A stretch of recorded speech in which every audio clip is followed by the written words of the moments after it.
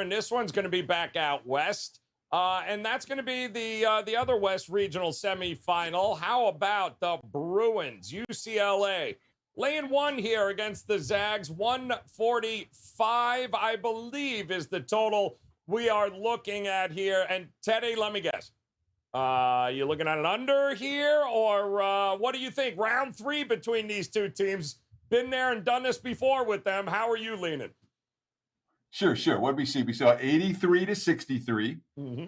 We saw 93 to 90 in the last 2 meetings between these two squads, the only 2 meetings in recent years. That being said, the one game went to overtime, and UCLA was a 14-point dog, and the Zags were 7-point favorites in the other one. This one, obviously, much closer to a pick-em price range, and I am involved here on the side from a total standpoint. Of course, you get the side play over at TalkSportsMemo.com. From a total standpoint, look, I can't go over 145 in this tournament the way it's played out so far, especially given that one of these two teams wants to slow it down. Whether they're capable of doing it or not is another question. But Mick Cronin does not want to play at Mark Few's pace. And UCLA has been pretty good about not going up tempo. Now, they did with Arizona, and ended up playing a really high-scoring game against the Wildcats that ended up, I guess, sneaking over the total. That's the only one they've had in recent weeks. I know that they've cashed some overs here in the tournament so far. That's been their offensive acumen. The defense has been just fine. Yeah, we're not looking for overs in the Sweet 16. Anywhere we were looking for overs in the first 2 rounds of this tournament. Stronger opinion on the side. Again, you can get that over at WagerTalk.com. But I do look at the under in this one. All right, looking at the under here, and I guess Tony Finn, that would probably be a lot of people's first reactions, like, oh, Gonzaga, right? They're gonna score a ton of points. They're gonna run. Well, and that's not necessarily true here, but is it correlated side and total for you, right? Whoever dictates pace wins. How are you going to approach this one? No, I think that's a good way to look at this, truthfully. And that is, if you look at the numbers, just look at the stats.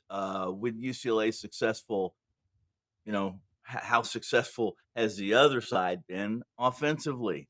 And when Gonzaga is successful offensively, UCLA, in this situation, if Gonzaga hits a high percentage, if they hit 46%, 45% of their field goals, they're going to make this a game, and they may end up on top. I don't know that UCLA can control the pace. Can they control the pace without a couple of kids that I don't think? I mean, Singleton's going to be trying to go, from what I understand tonight, but without Clark, who's their best on-ball defender, can they control the pace of Timmy and this Gonzaga team?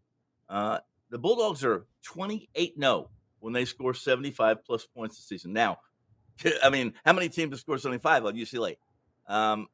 In turn, UCLA, I think they're 13-1 when they hold their team to 69. Can they hold Gonzaga to that few points? This is really a good game. This is a game I want to watch more than anything tonight. Can Mick overcome Singleton and Clark not being healthy and part of this rotation, the first 2 rotations for him? And can Gonzaga do just enough defensively to find their way to the grade 8? I'm going to lean Gonzaga plus the points here, even though it's a minute number. All right. It is a small number here, but Trig, is this going to be a shootout? So, part of me is like, are we going to get one of these crazy run up and down, or is this going to be a hell of a lot lower scoring than even the 145 or 146 are shown in the marketplace here tonight?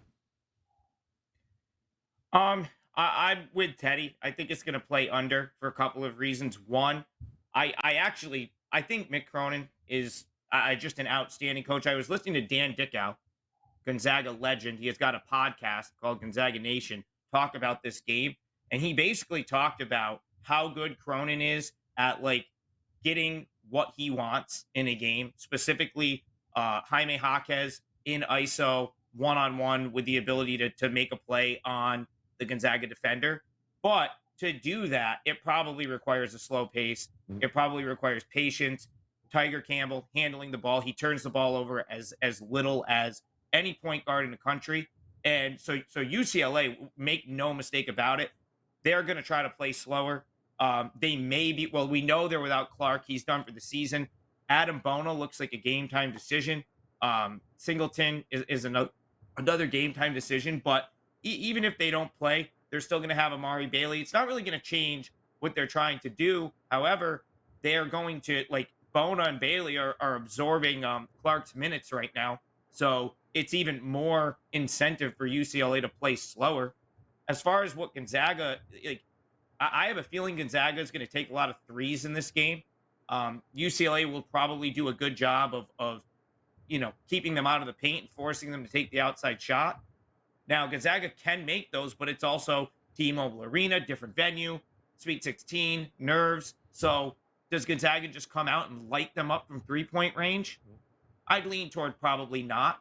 So if that all holds true, then I would say that Teddy's probably correct, that this one probably stays under the total, whether Gonzaga wants to run or not, because even if Gonzaga wants to run, I still think UCLA is able to force them into taking three-pointers.